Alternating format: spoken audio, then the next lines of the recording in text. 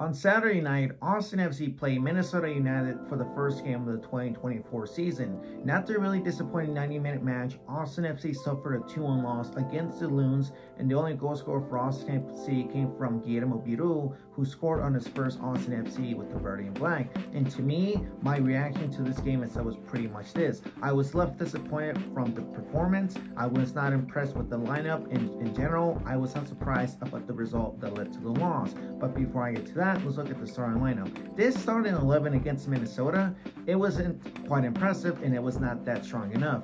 My big issue about this is that you had weeks of a preseason, a month to do it, and you give us the final product, which is basically the same lineup that we've seen since 2023. What happened in 2023 was follow up to 2024. But the main issue was this: Sebastian Driussi was out with the right hamstring irritation, which basically ruled him out from this first game against Minnesota United. And of all the players, no surprise, Austin FC's favorite son and child came in, and it was Owen Wolff playing as a number 10. To me, in my point of view, Owen Wolff as a 10 never works out great. It never has, I don't see the idea of putting your son in an area where you take up the huge responsibility that someone like our captain would do in that spot. Honestly, I would at least put Rigoni as a 10 and put in Jared Obrian on the right wing spot to, put in some support in that area. But again, Owen Wolff took up the spot as a 10. Our midfielders, we see Danny Pereira and Alex Green back in their usual spots, something we have not seen since 2022. But sadly, those two players were mostly pushed back to support our defense. Our back four, two fullbacks. This time, John Gallagher takes up the spot where Nick Lima left off, the right back spot, and we get to see Zan Kolmanic back on the left side being a left back, coming back from his ACL season-ending injury that happened in 2023. Then we see the two center backs. We see Matt Hedges and Leo Bison paired up, being two natural center back players.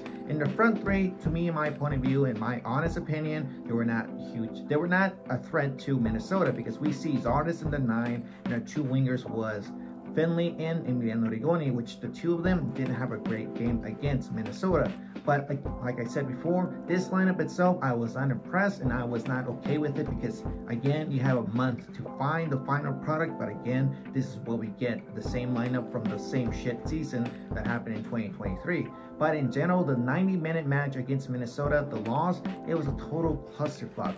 We didn't know what Austin FC team we were looking at or witnessing, because in the first half, it was just non-existent. No Austin FC player did something fun for us to be entertained. It was mostly the same team that got highly pressed in the back four with two of our midfield players, because the problem is there was no midfield. Owen Wolff was mostly going back and forth being the 10, which is something you don't do. As a 10, you stay in your own half, supporting the three front players. But no, as Wolff would tell his son, go up, back and forth, and do your own thing, son. That's pretty much what was going on. But the only thing that was really exciting about this match against Minnesota was Brad Stuber. Brad Stuber saved our asses. He saved us with some amazing key saves against the Loons. He saved around 4 to 5 shots. Without Brad Stuber, we would have been down badly by 4-0 or at least 5-0 before the half. Because you see a team without a head coach, they had an MLS Next Pro head coach from Minnesota, and without the three key players, which was one of them, Emmanuel Reynoso, did not play. We were playing like a B team version of Minnesota against an A team of Austin FC. What was the idea? Nothing. There was no idea around the squad. The problem is that the entire match, they would, like I said, high press us, and that's what happened led up to the goal. Zan Kolmanic, who had a rough time, mentally fatigued and physically fatigued against Song Bi-jun, who I think had a best game against Austin FC. He goes up against him, but as usual, Kolmanic does not pressure him. He just puts his hands behind his back and does his best. But no, Song Bi-jun does make the shot, but good thing, Stu touches it with his bare tips from his, I think 2 of his index fingers and middle finger, but it rebounds to Robin Lode, who's by himself, taps it in, and Minnesota is up 1-0. Before that, we had Matt Hedges and Alex Green. Both of them could at least pressure him or at least take the ball out the field and give a corner kick to Minnesota. And that's the worst part about it. Minnesota had 14 corner kicks. Austin FC only had 2. It's like we were playing in it's like we were playing as visitors, and Q2 was Minnesota United's own home field, like their own stadium, which is the sad part about it. The thing too is that towards the end, we see something good for Austin FC, and it's up until the 46th minute. Our attacking side was too quiet. They didn't do anything at all because we were focused on the defense. Because towards the end, we see that both of our two midfield players of Danny Pereira and Alex Ring, both of them push up. We see Alex Ring give a pass to Danny Pereira, with Danny Pereira gives it a good aerial cross, I think, to Ethan Finley, who Finley does a good attempt with a header, but it was too weak that easily Dwayne St. Clair grabs it with his hands, and it's halftime. By now, to me, the first half was probably the worst half that I've seen in my entire life.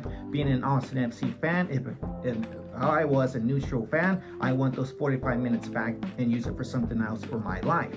The second half starts and we see a whole different Austin FC. An Austin FC that comes out with 3 substitutions. 2 of them were key to this second half, to the match itself, because 56 minutes in, we see Jader Obrian come in for Ethan Finley, who I think Obrian should start the next game against Seattle.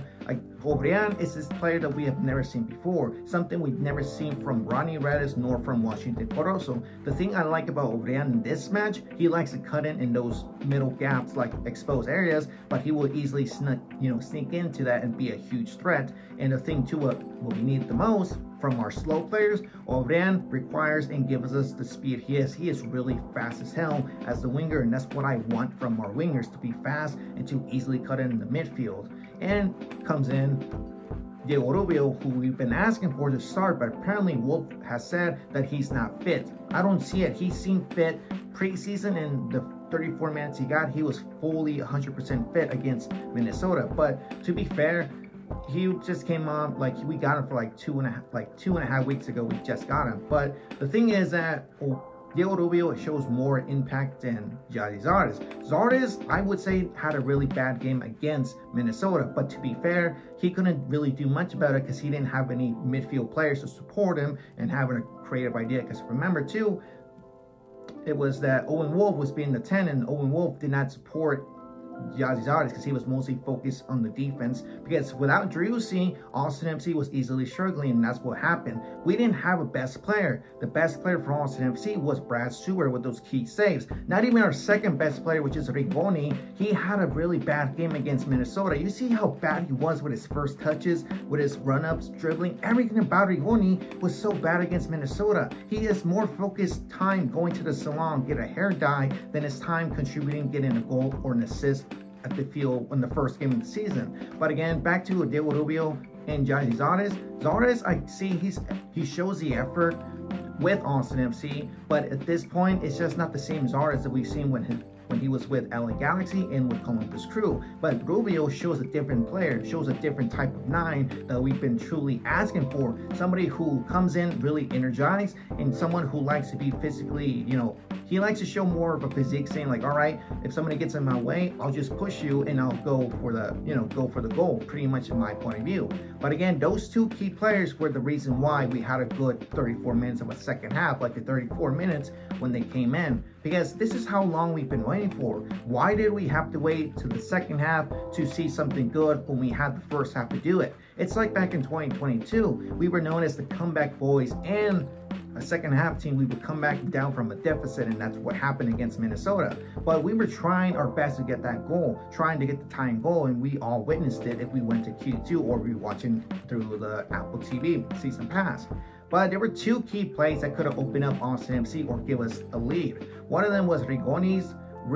He really botched up this counterattack, because it was a nice throw pass from Stuber to Rigoni, that Rigoni grabs it, really like a nice first touch. He hauls ass, and he sees that next to him was Obrian, and I think it was Owen Wolf. Those 2 players were next to him, but instead of taking a shot, because remember, Rigoni is an Ambit Districts player, so he's good with 2 of his feet. Instead of taking a shot with your right foot or your left foot, instead Rigoni just passes it surprisingly to Obrian, who just randomly didn't expect that. He was trying to go for the ball, but gives it to Danny Pereira, who Danny Pereira gives it back to Alex Ring, but Alex Ring randomly, he just shoots it to the supported section, which is like, damn it, that would have been a nice goal to open up a tying goal for Austin FC. 2 minutes later, we see a different counterattack, but I think this one was probably set up good because we see Matt Hedges gives the ball to Diego Rubio inside Minnesota United's own half. Rubio, which has a good eye, gives the pass to Alex Ring in a well-timed pass. Ring runs it up without being offside. He beats one Minnesota United player, but in front of him, he sees two Minnesota United players on like separate or like 5 feet apart. But instead of taking a shot because he's already inside the box, he passes it to Dani Pereira on the left, but instead Pereira takes a long time trying to shoot it. He sees O'Brien, which I would have to say, good credit from Dani Pereira to see O'Brien right there on your right side, and O'Brien just gets a good ground pass to Diego Rubio, who Diego Rubio almost makes it go. But the main issue I had is this: why would you pass the ball when you're already right there to shoot or take an attempted shot? This is what Josh Wolf has everybody's mentality now. Instead of taking your shot, you have to create a lot of passes inside the box to set up a goal and see what the result would be. Like, this is not tiki-taka. Tiki-taka happens outside the box. When you're inside the box, just do your damn effort and take the shot. It could be bad, it could be good, it could be botched up. Who cares? Just go for it and shoot the damn ball. It's not rocket science. Even I could try my best and it won't come out as a beautiful goal, but at least I tried. But after those two attempted goals or attempted shots at goal, there was nothing good from Austin FC. We do see our new player from Brazil, which is Guillermo Biru, who replaces Zan Kolmanic. I believe Biru has shown more competition to Kolmanic because when he was on the pitch, he showed more energy, he showed more depth on the left side, and he's more like Mostly, he showed a lot of impact on the left side, is pretty much it. But I would have to give him the blame for setting up, because he did leave his area exposed when it led to Minnesota United's second goal towards the end. But at least he shows potential on the left side. And like I said, Zan Kolmanic has now new competition against Guillermo Biru, who I think should start the next game against Seattle Sounders. But again, Wolf said he's not fit. But towards the end, towards the 89th minute, from Biru coming in, Austin FC didn't really have much creativity going on, because that's the point. There was no creativity in this game against Minnesota because we were so focused on how to maintain the 1-0 lead and not concede it, but we were doing that best. Our best came in the second half, but we had the entire match to do that. But why wait this long? That's my main issue, is why the second half. But again, towards the 89th to 90th minute, Brad Stuber loses a 2v1 against two Minnesota United players inside his box. It was a beautiful setup, counterattack, taps it in. Minnesota United is up 2-0, but right before the match is over, we get 3 additional minutes. We see Guillermo Biru get his first goal, but it was a good setup from Owen Wolf inside the box. You know, does a good ground pass assist from the right side of the box and sees Biru, sets it up, and boom, shoots it in 2-1. He opens up his first ever goal with Austin FC. Then match is over. Austin FC loses their first home game of the season, second home game loss in a row, because last season we lose to St. Louis, the new kids on the block. My problem about this game itself was many issues, but it's just there was no team against Minnesota. There was no existing team at all, because we didn't see a new improved Austin FC. What I said before, what happened in 2023 was follow up to 2024. And plus, we had new players to improve that lineup. Our lineup itself was the big issue, was Giussi was not playing with us, and you put Owen Wolf as a 10, which I don't think it's a great idea. I don't see Wolf as that 10 because he doesn't take the responsibility to be that creative than what Giussi has done with us for the past 3 to 4 years now. The thing too is that this is the tone of our season. I know it's the first game, and you can tell me I'm wrong about this, but we're going to be struggling the entire season to get something right. But Josh Wolf is a coach who's using the tools wrong. Like, I heard this, and I'm going to use the expression, Josh Wolf does not use those tools to make a treehouse right. He's using the wrong tools to make a treehouse. And with all this, he needs to see what his mistakes are, but he's a stubborn coach to not accept his mistakes. He likes to take the accountability to his players, not to himself, which is really aggravating to understand that we have a coach who doesn't want to take the blame, but to the players, which is no reason to that. This game itself shows you there was no ideas at all. Like, they just look lost. The point is, Austin FC is gonna have a rough season, and with Coach Wolf, it's even worse. But after that, Austin FC plays Seattle Sounders this Saturday, and the only things I would change is put Biru on the left side, being a fullback. Then I would like to see Valencia in the midfield if Druzy does not play. Then I would like to see Obreon on the right or on the left side in case, because I would say Ethan Finley did not have a great game, but at least I would put Obreon over him. And the biggest one, Diego Rubio over Gianni Zardes, because when I said this, Zardes did not show any energy, but when Rubio came in, he did. So that's the 3 changes I would like to see against Seattle. But again, hope you guys understood this video, my long rant about the loss to Seattle, to Minnesota, but at least you guys, hopefully you guys understand it. My name is Vanilla Mike 17, and I'll catch you guys on the next one.